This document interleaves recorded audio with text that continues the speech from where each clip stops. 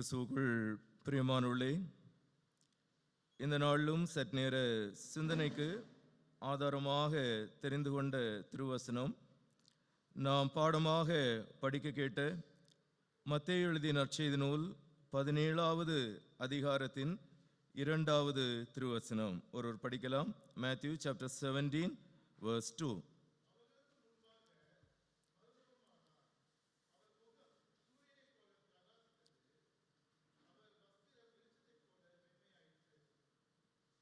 இருந்தவாறே தலைவணங்கி நாம் ஜெபிப்போம். மகாமேன்மையும் மகத்துவம் நிறைந்த நல்ல ஆண்டவரே, இக்கர்த்தருடைய நாளினிலும் ஆண்டவருடைய தூய திரு சமூகத்திலே உமது மக்களாக ஒன்றாக கூடி வரவும், நன்றி பெருக்கோடு உம்மை சேவித்து உம்முடைய திருநாமத்தை நாங்கள் மகிமைப்படுத்தவும், உம்முடைய நல் வார்த்தைகளை சிந்திக்கவும் ஆண்டவர் கிருபை செய்திருக்கின்ற தயவிற்காக நன்றியோடு நாங்கள் உம்மை துதிக்கின்றோம். வானமும் பூமியும் ஒளிந்து போனாலும் உம்முடைய வார்த்தைகள் ஒளிந்து போவதில்லை என்கின்ற நித்தியமும் நிலைவரமுமான நல் வார்த்தைகளை இந்த நாளிலும் நாங்கள் சிந்திக்கின்ற போது, ஆண்டவரே, உம்முடைய வேதத்தின் மகத்துவங்களை நாங்கள் கண்டுகொள்ளும்படியாக நீர் எங்களுடைய அகக்கண்களை திறந்து தொடர்ந்து எங்களோடு பேசுகின்ற, எங்களோடு இடைபடுகின்ற அனுபவங்களை காண ஆண்டவர் கிருபை செய்ய வேண்டும் என்று ஜெபிக்கின்றோம். இந்த நாளுக்குரிய சிந்தனைகள் எல்லாம் தொடர்ந்து ஆண்டவர் எங்களுக்கு ஆசீர்வாதமானதாக நீர் அமைத்தர வேண்டும் என்று ஜெபிக்கின்றோம். மீட்பர் இயேசுவின் நாமத்தில் வேண்டுகின்றோம் பிதாவே, ஆமென். கிறிஸ்துவுக்குள் பிரியமானவர்களே, இந்த நாளிலும் நம்முடைய ஆண்டவர் இயேசு கிறிஸ்துவினுடைய மறுரூப அனுபவத்தை குறித்து நாம் சிந்திக்க இருக்கின்றோம்.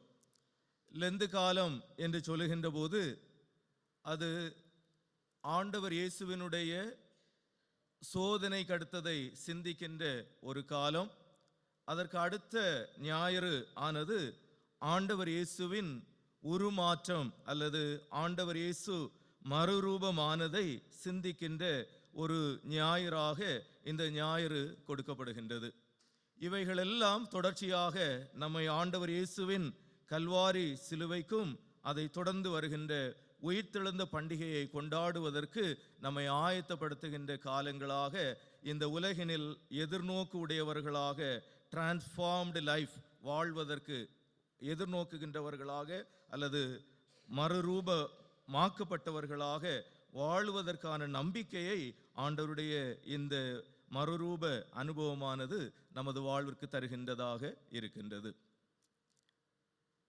இங்கே மறுரூபம் என்று சொல்லுகின்ற போது எவண்ணமாக ஒரு கூட்டுப்புழு பட்டாம்பூச்சியாக சிறகடித்து பறப்பதற்கு பல மாற்றங்களை அடைகின்ற போது அதை மெட்டாமார்போசிஸ் என்று நாம் கூறுகின்றோமோ, அதுபோல நம்முடைய ஆவிக்குரிய வாழ்வினிலும் இந்த தவ காலங்கள் அல்லது இந்த லெந்து காலங்கள் ஆண்டவர் எதிர்பார்க்கின்ற ஒரு வாழ்வியல் மாற்றத்தை நம்மிலே ஏற்படுத்த வல்லதாக இருக்கின்றது என்பதை இந்த நாளுக்குரிய திருமறை பகுதிகள் நமக்கு வலியுறுத்துகின்றதாக இருக்கின்றதை பார்க்கின்றோம்.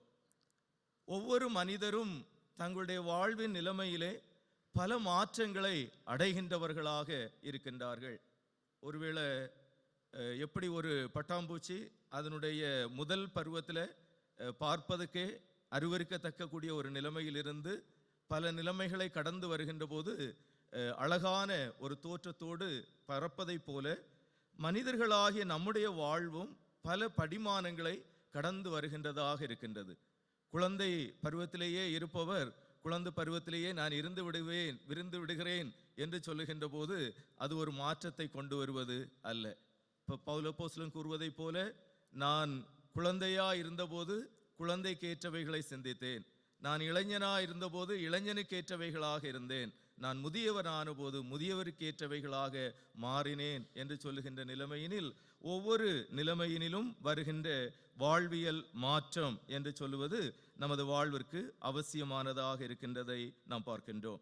மேலும் இந்த நாளுக்குரிய இந்த திருமறை பகுதியை நாம் படிக்கின்ற போது கடந்த வாரத்திலே நாம் சிந்தித்த இறைவார்த்தையோடு தொடர்ச்சியாகவே நாம் சிந்திக்க இருக்கின்றோம்.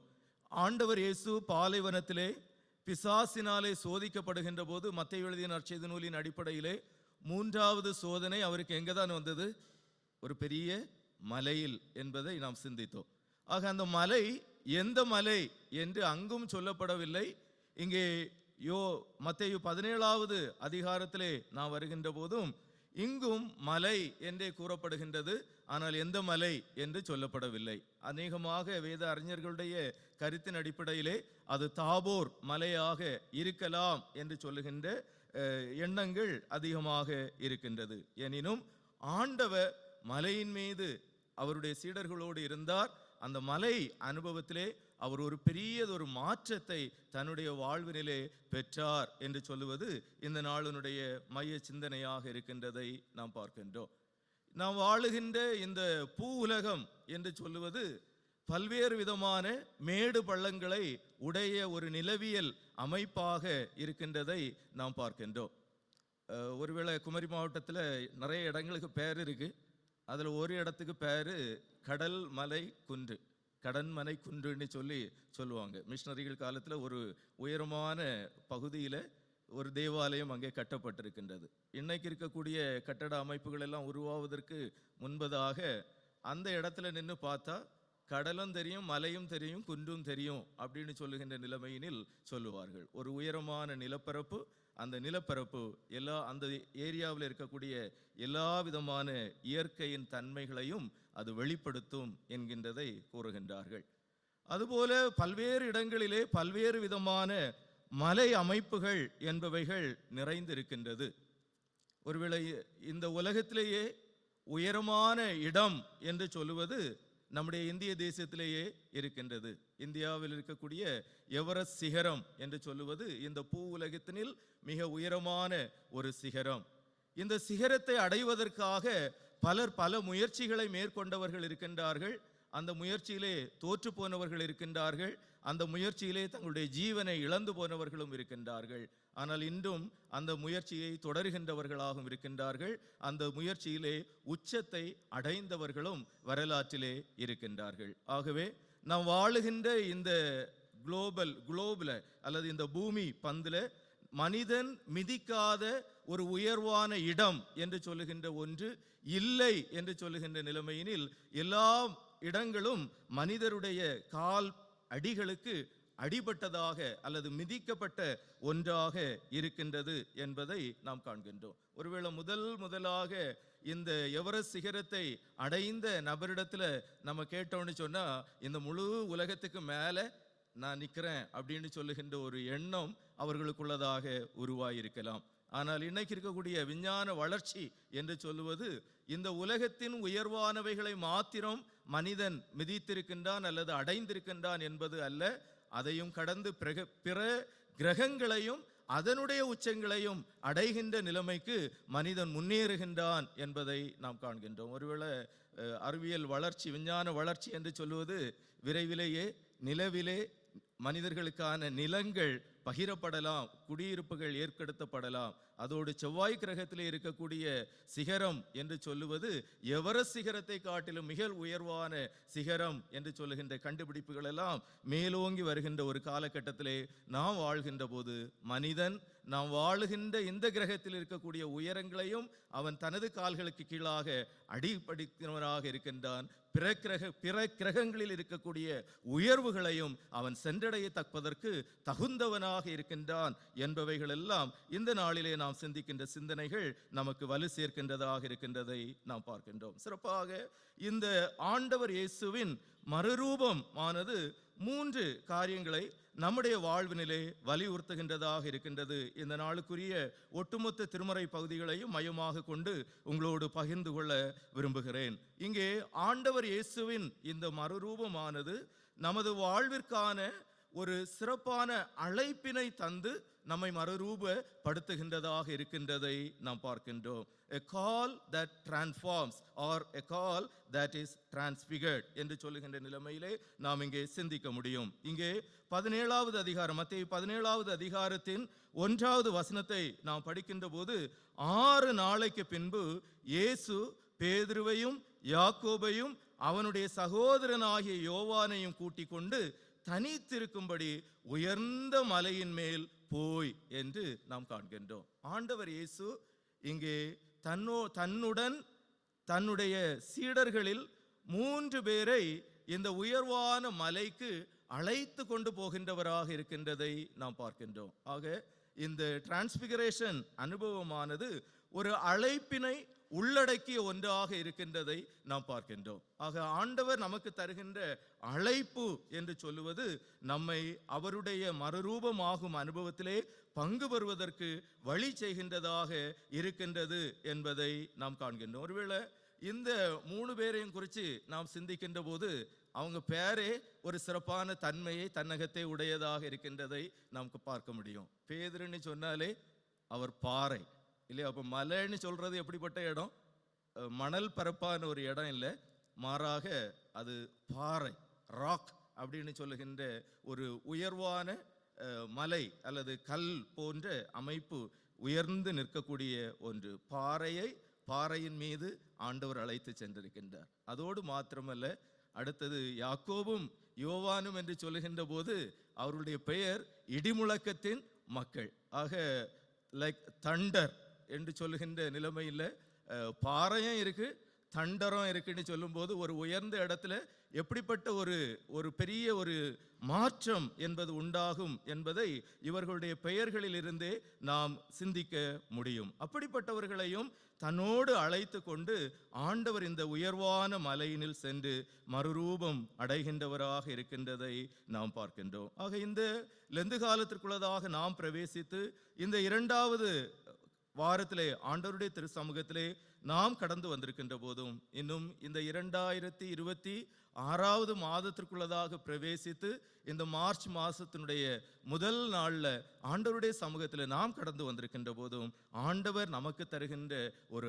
அழைப்பு என்று சொல்லுவது நமது வாழ்வினில் பெரிய பெரிய மாற்றங்களை அது உண்டாக்குகின்றதாக இருக்கின்றது என்கின்ற நல் நம்பிக்கையை ஆண்டவர் நம்முடைய வாழ்விற்கு தருகின்றவராக இருக்கின்றதை நாம் பார்க்கின்றோம். அதை இந்த நாளிலும் நாம் பாடமாக படிக்க கேட்ட முதலாவது முதலாவது பாடத்தோடு பழைய ஏற்பாட்டு திருமறை பகுதியோடு இணைத்து ஆண்டவருடைய திருவார்த்தையை பகிர்ந்து கொள்ளவும் ஆசிக்கின்றேன். இங்கே 12வது அதிகாரத்திலே, ஆதியாகமம் 12வது அதிகாரத்திலே நாம் படிக்கின்ற போது ஆண்டவர் ஆபிரகாமுக்கு கொடுக்கக்கூடிய ஒரு அழைப்பினை ஆதியாகமம் 12வது அதிகாரத்தின் 1 முதல் 4 வரை உள்ள வசனங்களிலே நாம் படிக்கின்றோம். அங்கே முதலாவது வசனத்திலே கர்த்தர் ஆபிரகாமை நோக்கி, நீ உன் தேசத்தையும் உன் இனத்தையும் உன் தகப்பனுடைய வீட்டையும் விட்டு புறப்பட்டு நான் உனக்கு காண்பிக்கும் தேசத்திற்கு போ. நான் உனக்கு காண்பிக்கும் தேசத்துக்கு போ என்று ஆண்டவர் கூறுகின்ற போது, இங்கே எல்லாத்தையும் சேர்த்து கொண்டு அல்லது அப்படியே தூக்கி கொண்டு போ என்று ஆண்டவர் சொல்லவில்லை. மாறாக என்ன சொல்றாருன்னு சொன்னா, விட்டு புறப்பட்டு போ.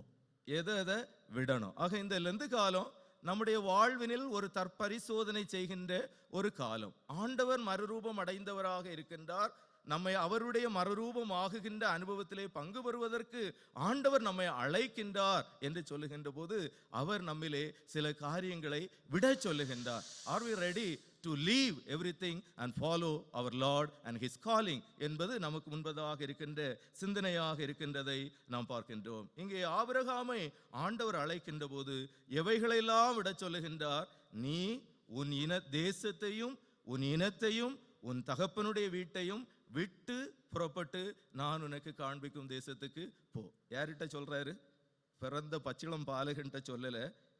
யார்கிட்ட சொல்றாருன்னு சொன்னா, 4வது வசனத்தினுடைய பிந்தைய பகுதியை நாம் படிக்கின்றோம். 75 வயதுள்ளவனாய் இருந்தார். சீனியர் சிட்டிசன்ட்ட இன்னைக்கு இருக்கக்கூடிய நிலைமையில சொல்றது போல இருக்கு. வாழ்க்கையில எப்ப கண்ணை மூடுறதுன்னு தெரியல அப்படின்னு சொல்லிக்கிட்டு இருக்கக்கூடிய ஒரு ஆள்கிட்ட ஆண்டவர் சொல்றாரு, நீர் எல்லாத்தையும் விட்டுட்டு போ. ஒருவேளை ஒரு படித்துட்டு இருக்கக்கூடிய ஒரு இளைஞன்ட்ட நீ இது எல்லாத்தையும் விட்டுக்கிட்டு நான் சொல்லக்கூடிய இடத்துக்கு நீ போனியன்னா உன் வாழ்க்கை ரொம்ப நல்லா இருக்குன்னு சொன்னா அவளோடு போகலாம். ஆனா எல்லாமே முடிஞ்சு போச்சு அப்படின்னு சொல்லக்கூடிய ஒரு நிலைமையில் இருக்கக்கூடிய ஒரு ஆளுகிட்ட ஆண்டவர் சொல்லுகின்றார், நீர் எல்லாவற்றையும் விட்டு போ.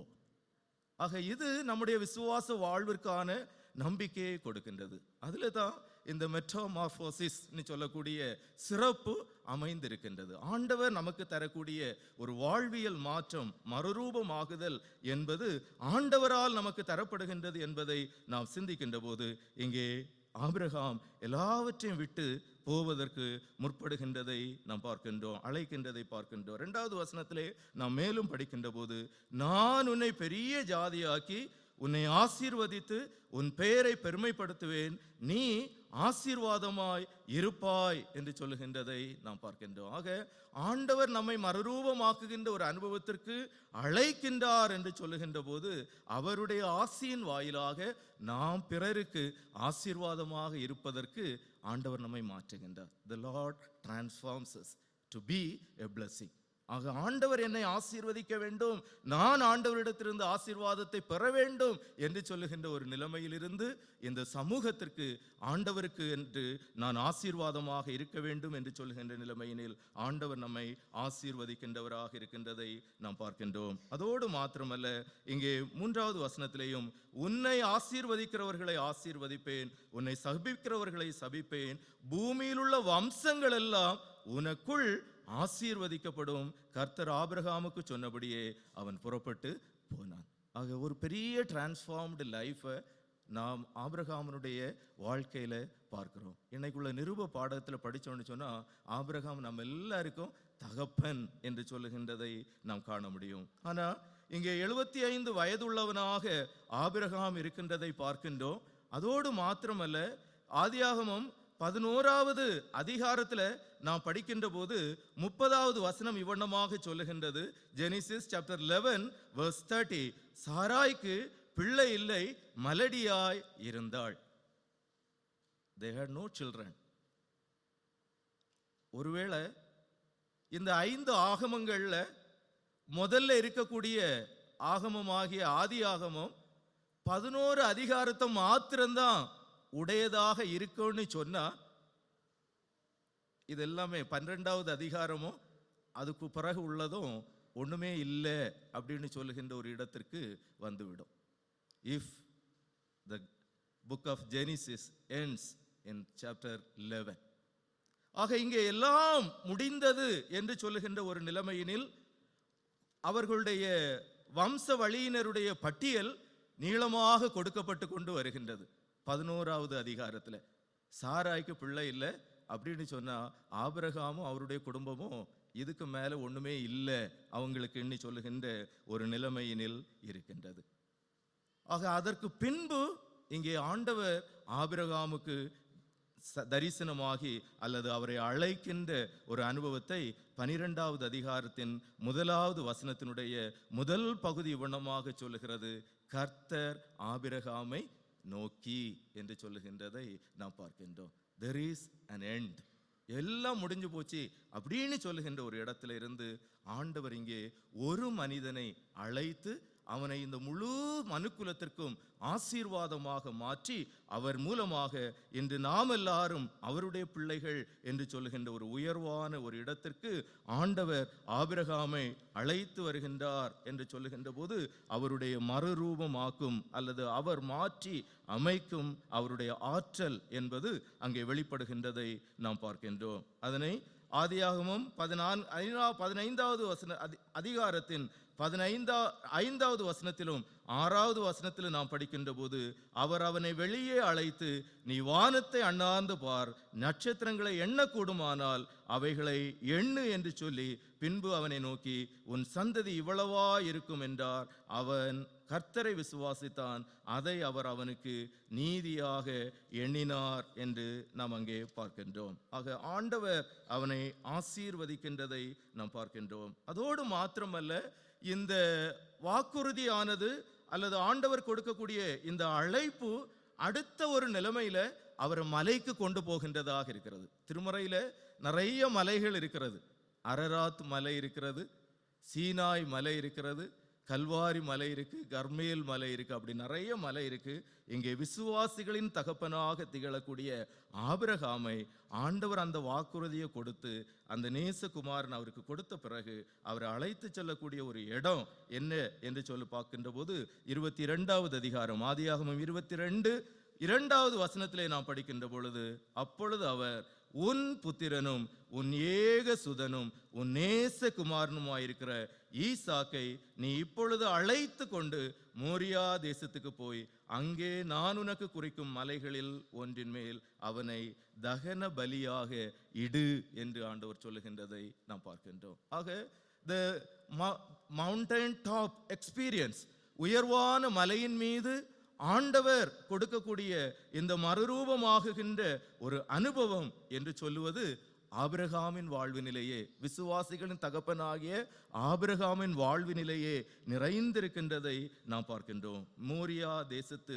மலைக்கு இங்கே ஆபிரகாமுக்கு ஆண்டவர் ஈவாக கொடுத்த மகனை அவர் அழைத்து சென்று அவனை பலியாக கொடுப்பதற்கு முற்படுகின்ற ஒரு சூழல் நாம் அறிந்ததாக இருக்கின்றது. அதன்படியே அந்த இடமே பிற்காலத்தில் எருசலேம் தேவாலயம் கட்டப்பட்ட இடம் என்பதை திருவார்த்தைகள் நமக்கு சொல்லுகின்றது. 2 நாளாகமும் 3வது அதிகாரத்தின் 1வது வசனத்தை ஒருவர் படிக்கலாம். 2 Chronicles chapter 3 verse 1. 2 நாளாகமும் 3:1.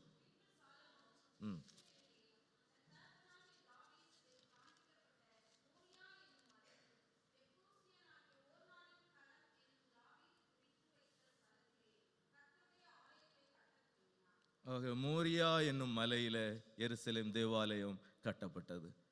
ஆக ஒண்ணுமே இல்லை, எல்லாம் சூனியம் என்று சொல்லுகின்ற ஒரு நிலைமையிலிருந்து ஆண்டவர் இங்கே ஆபிரகாமை அழைத்து அவருடைய வழிநடத்துதலின்படியே உயர்வான ஒரு மலைக்கு அவரை வழிநடத்தி அவருடைய வாழ்வினை அவர் மாற்றுகின்றவராக இருக்கின்றதை நாம் பார்க்கின்றோம். அதோடு மாத்திரமல்ல, அவர் ஆசீர்வாதமாய் இருப்பார் அல்லது ஆண்டவரால் அவர் ஆசீர்வதிக்கப்பட்டவராக இருப்பார் என்பதையும் அவருடைய முதிர் வயதிலும் அவர் உணர்கின்றவராக இருந்ததையும் திருவார்த்தைகள் நமக்கு தெளிவுபடுத்துகின்ற. ஆதியாகமம் 24வது அதிகாரத்தின் 1வது வசனத்தை நாம் படிக்கின்ற போது, ஆபிரகாம் வயது சென்று முதிர்ந்தவனானான், கர்த்தர் ஆபிரகாமை சகல காரியங்களிலும் ஆசீர்வதித்து வந்தார். In every way the Lord blessed Abraham and he multiplied. அதோடு மாத்திரமல்ல, அவருடைய அந்த ஆசீர்வாதத்தை குறித்து இன்னும் சொல்லுகின்ற போது ஆதியாகமம் 24வது அதிகாரத்தின் 35வது வசனமும் 36வது வசனமும் இவ்வண்ணமாக கூறுகிறது, கர்த்தர் என் எஜமானை மிகவும் ஆசீர்வதித்திருக்கிறார். How much the Lord blessed my master? This much? Beyond measures என்று சொல்லுகின்ற நிலைமையினில் மிகவும் ஆண்டவர் என் எஜமானனை ஆசீர்வதித்திருக்கிறார். அவர் சீமானா இருக்கிறார், the richest person in this area என்று சொல்லுகின்ற நிலைமையினில், எனக்கு அறிந்த வரையினில் he is that richest person என்று சொல்லுகின்ற நிலைமையினில் அவருடைய வேலைக்காரனாகிய எலியேசர் சொல்லுகின்றதை நாம் அங்கே காண முடியும். அதோடு மாத்திரமல்ல, கர்த்தர் அவருக்கு ஆடு மாடுகளையும் வெள்ளியையும் பொன்னையும் வேலைக்காரரையும் வேலைக்காரிகளையும் ஒட்டகங்களையும் கழுதைகளையும் கொடுத்திருக்கிறார். என் எஜமானுடைய மனைவியாகிய சாராள் முதிர் வயதான போது என் எஜமானனுக்கு ஒரு குமாரனை பெற்றாள். அவர் தமக்கு உண்டான யாவையும் அவனுக்கு கொடுத்திருக்கிறார். There is no heir or lineage என்று சொல்லுகின்ற நிலை இல்லை என்று சொல்லுகின்ற 11வது அதிகாரம் இல்லை. மாறாக என் ஆண்டவனுக்கு என் ஆண்டவர் ஒரு வாரிசை கொடுத்திருக்கிறார், ஒரு குமாரனை கொடுத்திருக்கிறார். அந்த குமாரனுக்கு இத்தனை மிகுதியான ஆசீர்வாதங்களை எல்லாம் அவர் கொடுத்திருக்கிறார். அவர் தகப்பனாயிருக்கிறார், அவர் குமாரனை உடையவராயிருக்கிறார் என்று ஆண்டவரால் மாற்றுருவாக்கப்பட்டு ஆசீர்வதிக்கப்பட்டிருக்கக்கூடிய அனுபவத்தை எடுத்து கூறுகின்றார் அவருடைய வேலைக்காரர். ஆக இன்று ஆண்டவருடைய திரு சமூகத்திலே நாம் கடந்து வந்திருக்கின்ற போது ஆண்டவர் இயேசுவின் மறுரூபமாகுகின்ற இந்த அனுபவம் என்று சொல்லுவது நம்முடைய வாழ்வினிலும் எழுகின்ற பல்வேறு விதமான கேள்விகள், அபிவிசுவாசங்கள், இவைகள் எல்லாவற்றையும் நாம் மேற்கொள்ளவும் ஆண்டவருடைய இந்த மறுரூபமாகும் அனுபவத்தோடு இணைந்து அவர் தருகின்ற ஆசீர்வாதத்தை பெற்றுக்கொள்வதற்கு ஆண்டவர் நம்மை அழைக்கின்றவராக இருக்கின்றார். நம்மை அழைத்து ஆண்டவர் மறுரூபமாக்கி ஆசீர்வதிக்கின்றவராக இருக்கின்றார். ஆகவே தான் ஆபிரகாமை குறித்து சொல்லுகின்ற போது ஒருவேளை எபிரேயருக்கு எழுதிய நிருபத்திலே நாம் படிக்கின்ற போது 11வது அதிகாரத்தில் நாம் படித்தோம் என்று சொன்னால், அங்கே எவண்ணமாக ஆபிரகாமை ஆண்டவர் ஆசீர்வதித்தார் என்று சொல்லுகின்ற போது அவருடைய விசுவாசம் இவைகளிலிருந்த மாற்றுருவாக்கத்திலே ஒரு சிறப்பான இடத்தை பெறுகின்றதாக இருக்கின்றதை நாம் காண முடியும். எபிரேயர் 11வது அதிகாரத்தின் 8வது வசனமும் 9வது வசனமும், விசுவாசத்தினாலே ஆபிரகாம் தாம் சுதந்திரமாக பெறப்போகிற இடத்திற்கு போகும்படி அழைக்கப்பட்ட போது கீழ்ப்படிந்து தாம் போகும் இடம் இன்னதென்று அறியாமல் புறப்பட்டு போனான். விசுவாசத்தினாலே அவன் வாக்குத்தத்தம் பண்ணப்பட்ட தேசத்திலே பரதேசியை போல சஞ்சரித்து அந்த வாக்குத்தத்தத்திற்கு உடன் சுதந்திராகிய ஈசாக்கோடும் யாக்கோபோடும் கூடாரங்களிலே குடியிருந்தான். 12வது வசனம், அதாவது 11, 12, விசுவாசத்தினாலே சாராள் வாக்கு தத்தம் பண்ணினவர் உண்மையுள்ளவர் என்று எண்ணி கற்பந்தரிக்க பலனடைந்து வயது சென்றவளாயிருந்தும் பிள்ளை பெற்றாள் என்று நாம் பார்க்கின்றோம். The Lord strengthened her to conceive and give birth to his promised son என்று சொல்லுகின்றதை நாம் பார்க்கின்றோம். The Lord transforms. ஆண்டவர் மாற்றுருவாக்கம் செய்கின்றார். 12வது வசனம், ஆனபடியினாலே சரீரம் செத்தவன் என்று எண்ணத்தகும் ஒருவனாலே வானத்தில் உள்ள பெருமக்கமான நட்சத்திரங்களைப் போலவும் கடற்கரையில் உள்ள எண்ணிறந்த மலர்களைப் போலவும் மிகுந்த ஜனங்கள் பிறந்தார்கள். The Lord multiplied the descendants of Abraham like the stars of heaven and the sands in the sea or seashore. ஆக கடற்கரை மணலத்தனை தகையாகவும் வானத்து நட்சத்திரங்களுக்கு அத்தனையாகவும் ஒரு மனிதனை கொண்டு ஆண்டவர் மிகுதியான ஒரு ஆசீர்வாதத்தை இந்த பூவுலகினிலே ஏற்படுத்தி கொடுத்திருக்கின்றார் என்று சொல்லுகின்ற போது அவருடைய மாற்றுருவாக்கம் செய்கின்ற செயல் என்பதை நாம் காண்கின்றோம். ஆக இன்று ஆண்டவருடைய திரு சமூகத்திலே நாம் கடந்து வந்திருக்கின்ற போது நம்முடைய வாழ்வினில் ஆண்டவருடைய அழைப்பினை நாம் எவ்வண்ணமாக உணர்கின்றவர்களாக இருக்கின்றோம். ஆண்டவரோடு கூட தனித்திருக்கணும் அப்படின்னு சொல்லுகின்ற ஒரு ஆவல் நமக்குள்ளதாக இருக்கின்றதா என்பதை நாம் சிந்தித்து பார்க்க அழைக்கப்படுகின்றவர்களாக இருக்கின்றோம். The call separates us. The call makes us unique. ஆண்டவரோடு தனித்திருக்கின்ற ஒரு அனுபவத்திற்கு, ஆண்டவரோடு வாழுகின்ற ஒரு தனிச்சிறப்பான வாழ்விற்கு அழைப்பு நம்மை வேறு பிரிக்கின்றது, பிரத்யோகப்படுத்துகின்றது என்று சொல்லுகின்ற போது கடவுளோடு தனித்திருக்கின்ற ஒரு அனுபவம் இங்கே மறுரூபமாகுகின்ற ஒரு அனுபவத்தை ஏற்படுத்தி கொடுக்கின்றதை பார்க்கின்றோம். நம்மை அழைத்து ஆசீர்வதிப்பதன் வாயிலாக ஆண்டவர் நம்மை மறுரூபப்படுத்துகின்றவராக இருக்கின்றார். இரண்டாவதாக நாம் சிந்திக்கின்ற போது இங்கே ஆண்டவர் அடைகின்ற இந்த மறுரூபம் என்று சொல்லுவது வெளியிலிருந்து வருகின்ற ஒரு மறுரூபம் அல்ல, மாறாக அது உள்ளார்ந்த ஒரு மறுரூபம் என்று சொல்லுவதை நாம் பார்க்கின்றோம். சிறப்பாக 2வது வசனம், மத்தேயு 17வது அதிகாரத்தின் 2வது வசனத்திலே நாம் படிக்கின்ற போது, அவர்களுக்கு முன்பாக மறுரூபமானார், அவர் முகம் சூரியனை போல பிரகாசித்தது, அவர் வஸ்திரம் வெள்ளையை போல வெளிச்சத்தை போல வெண்மையாயிற்று என்று நாம் பார்க்கின்றோம். ஒருவேளை இன்னைக்கு இருக்கக்கூடிய உலகத்தில் பலவிதமான டிரான்ஸ்ஃபர்மேஷன் நடக்கும்.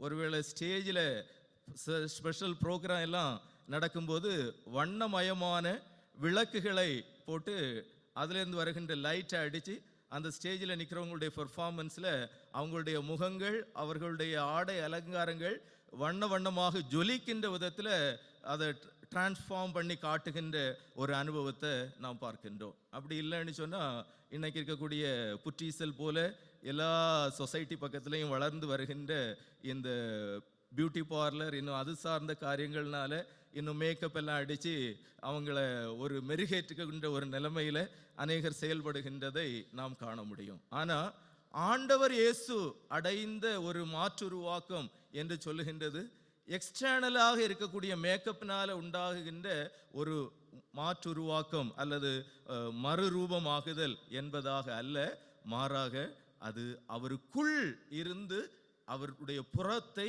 மாற்றுருவாகப்படுத்துகின்ற ஒன்று என்பதை நாம் பார்க்கின்றோம். அவர்களுக்கு முன்பாக மறுரூபமானார், அவர் முகம் சூரியனை போல பிரகாசித்தது என்று சொல்லுகின்றதை நாம் பார்க்கின்றோம். ஒருவேளை யாத்ராகமத்திலே நாம் படிக்கின்ற போது அங்கே மோசே ஆண்டவரோடு சீனாய் மலையில் இருக்கக்கூடிய ஒரு அனுபவத்தில் அவர் இருக்கின்ற போது அவருடைய முகம் பிரகாசம் ஆயிட்டு அந்த பிரகாசத்தினால அவர் மலையிலிருந்து கீழே இறங்கி வரும்போது மற்றவங்க நேரடியாக பார்க்க முடியல.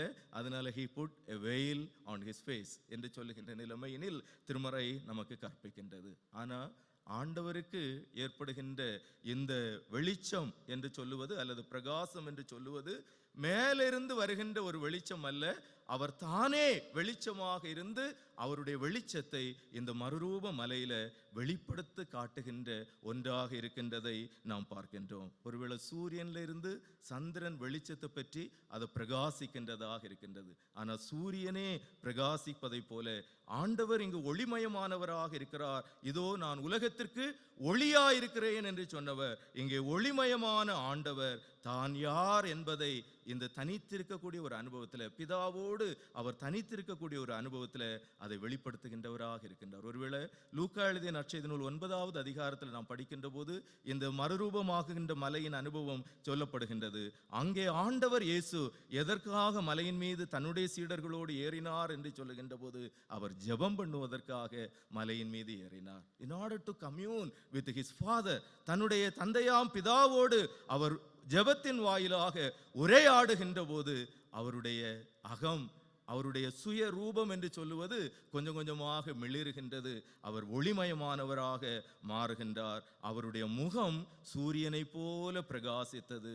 அவர் வஸ்திரம் வெளிச்சத்தை போல் வெண்மையாயிற்று. ஆக கடவுளோடு வாழுகின்ற தனித்திருக்கின்ற ஒரு அனுபவம் என்பது இருள் நிறைந்த ஒரு டார்க் எக்ஸ்பீரியன்ஸ்ல இருந்து ஒளிமயமான ஒளியூட்டப்பட்ட ஆண்டவருடைய பிரசன்னத்தை நம்முடைய வாழ்வினில் உணரச் செய்கின்றதாக இருக்கின்றதை நாம் பார்க்கின்றோம். இதனை குறித்து பேதுரு தன்னுடைய நிரூபத்திலே அவர் சொல்லுகின்றவராக இருக்கின்றதை நாம் பார்க்க முடியும். 2 பேதுரு எழுதிய நிருபத்திலே அவர் சொல்லுகின்றதை நாம் காண்கின்றோம். சிறப்பாக 2 பேதுரு 1வது அதிகாரத்தின் 16வது வசனத்திலே நாம் படிக்கின்ற போது இந்த மறுரூப மலையின் அனுபவத்தை அவர் அங்கே கூறுகின்றார். நாங்கள் தந்திரமான கட்டுக்கதைகளை பின்பற்றுகிறவர்களாக அல்ல. 1வது அதிகாரம் 16வது வசனம், அவருடைய மகத்துவத்தை கண்ணார கண்டவர்களாகவே நம்முடைய கர்த்தராகிய இயேசு கிறிஸ்துவின் வல்லமையையும் வருகையையும் உங்களுக்கு அறிவித்தோம் என்று அவர் இங்கே கூறுகின்றதை நாம் பார்க்கணும். We have experienced the Lord's transfiguration என்று சொல்லுவதை நாம் இங்கே சிந்திக்கின்றோம். ஆக ஆண்டவர் இங்கே உள்ளார்ந்த ஒரு மாற்றத்தை அவரிலே வெளிப்படுத்துகின்றதை நாம் பார்க்கின்றோம். ஆக இந்த லெந்து காலம் என்று சொல்லுவது ஆண்டவர் இயேசுவின் மறுரூபமாகுகின்ற அனுபவத்தை சிந்திக்கின்ற ஒரு நாளாக இந்த ஞாயிறு அமைகின்ற போது நம்முடைய அகம் எப்படிப்பட்டதாக இருக்கின்றது? இருள் நிறைந்த ஒரு அனுபவமாக இருக்கின்றதா அல்லது ஆண்டவரால் ஒளியூட்டப்பட்ட ஒரு அனுபவமாக இருக்கின்றதா என்பதை நாம் சிந்தித்து பார்க்க அழைக்கப்படுகின்றவர்களாக இருக்கின்றோம். ஒருவேளை இந்த லெந்து காலத்தில் ஆண்டவருடைய காயங்களை குறித்து நாம் சிந்திக்கின்றோம். அதில் போன வாரத்தில் நம்ம சிந்தித்தோம் இயேசுவின் காயங்கள் நம்மை குணமாக்கும் காயங்கள் என்று சொல்லி. அதில் ஏசாயா தீர்க்கதரிசியின் புஸ்தகம் 30வது அதிகாரத்தின் 26வது வசனத்தை நாம் படிக்கும்போது அந்த வசனம் இவ்வண்ணமாக சொல்லுகின்றது, கர்த்தர் தமது ஜனத்தின் முறிவை கட்டி அதன் அடிக்காயத்தை குணமாக்கும் நாளிலே சந்திரனுடைய வெளிச்சம் சூரியனுடைய வெளிச்சத்தை போலவும் சூரியனுடைய வெளிச்சம் ஏழத்தனையான பகலின் வெளிச்சத்தை போலவும் இருக்கும். A life that is completely transformed.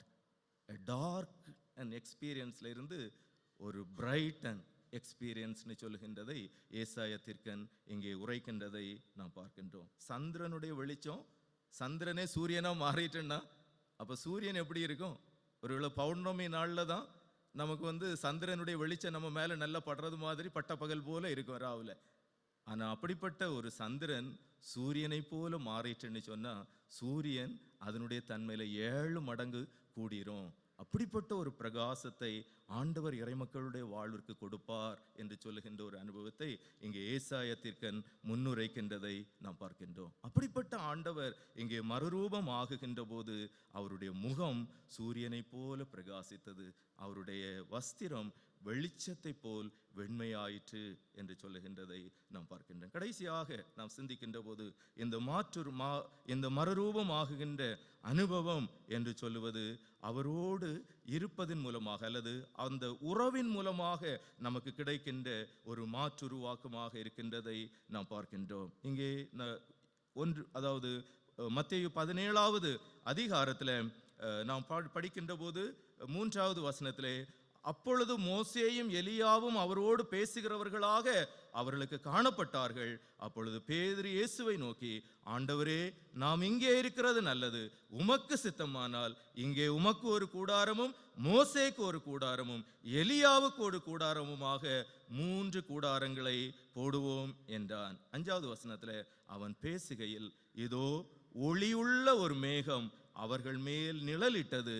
இவர் என்னுடைய நேசகுமாரன், இவரில் பிரியமாயிருக்கிறேன், இவருக்கு செவி கொடுங்கள் என்று அந்த மேகத்திலிருந்து ஒரு சத்தம் உண்டாயிற்று. He is my beloved son and listen to him. ஆக இங்கே நாம் சிந்திக்கின்ற போது ஒரு உறவு நிலை என்பது ஏற்படுகின்றதாக இருக்கின்றது.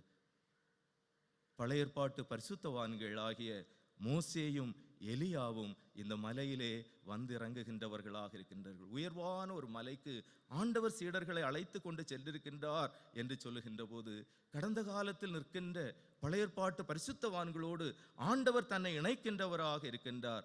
அவர்கள் மூலமாக இவர் என்னுடைய நேசகுமாரன் என்கின்ற செய்தியை இங்கே துணிக்க செய்து தொடர்ந்து ஆண்டவர் இயேசுவினுடைய இறைப்பணியிலே இவர்கள் பங்கு பெறுவதற்கு அவர்களை உறவு நிலைப்படுத்துகின்ற ஒன்றாக இந்த வார்த்தைகள் அமைகின்றதாக இருக்கின்றதை நாம் பார்க்கின்றோம்.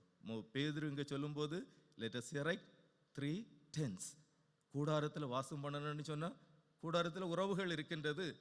கூடார பண்டிகை ஆசரிக்க வேண்டும் என்று சொல்லுகின்ற பின்னணியத்திலிருந்து இவைகளெல்லாம் அங்கே சொல்லப்படுகின்றதாக இருக்கின்றதை நாம் பார்க்கின்றோம். ஆனால் இங்கே சொல்லப்படுகின்ற வார்த்தை, இவர் என்னுடைய நேசகுமாரன், இவரில் பிரியமாயிருக்கிறேன். ஆதியாகமத்தில் ஆண்டவர் ஆபிரகாமிட்ட சொல்றாரு, உன் புத்திரனும் உன் ஏக சுதனும் உன் நேசகுமாரனும் நிட்டு சொல்லி ஆபிரகாமிட்ட ஒரு பலிக்காக கேட்பதை போல மோரியா மலைக்கு a relationship that is built to sacrifice.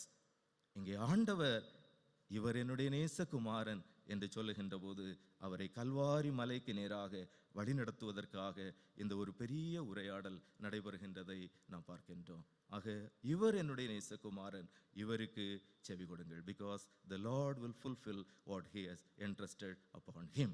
ஆக ஆண்டவர் அவருக்கு கொடுத்திருக்கக்கூடிய பொறுப்புகளை, இந்த முழு மனுக்குலத்தையும் மீட்டெடுப்பதற்கு ஆண்டவர் தன்னை மறுரூபப்படுத்தி காட்டுகின்ற ஒரு மெசியாவாக இங்கே தென்படுகின்றதை நாம் பார்க்கின்றோம். இதுவரைக்கும் இயேசுவை புரிந்து கொள்வதற்கு மோசேயையும் எலியாவையும் வைத்து இயேசுவை புரிந்து கொள்ள முற்பட்டார்கள். இப்பொழுது இயேசுவை வைத்து எலியாவையும் மோசேயையும் நாம் புரிந்து கொள்கின்றவர்களாக இருக்கின்றோம். அத்தகைய ஒரு உன்னதமான மாற்றுருவாக்கத்தை ஆண்டவர் தன்னுடைய மறுரூப அனுபவத்தின் மூலமாக ஏற்படுத்துகின்றவராக இருக்கின்றார். இந்த கர்த்தருடைய நாளிலே ஆண்டவருடைய திரு சமூகத்திலே நாம் கடந்து வந்திருக்கின்ற போது ஆண்டவர் இயேசுவின் மறுரூபமாகுகின்ற இந்த அனுபவத்தை இன்னும் ஆழமாக நாம் சிந்திக்கவும், அவர் மூலமாக ஆண்டவர் நமக்கு தருகின்ற மாற்றுருவாக்கப்பட்ட அல்லது டிரான்ஸ்ஃபார்ம்டு லைஃப் உடையவர்களாக இந்த உலகத்திலே தொடர்ந்து வாழ ஆண்டவர் நம்மோருக்கு உதவி செய்து நம்மை ஆசீர்வதித்து வழி நடத்துவாராக.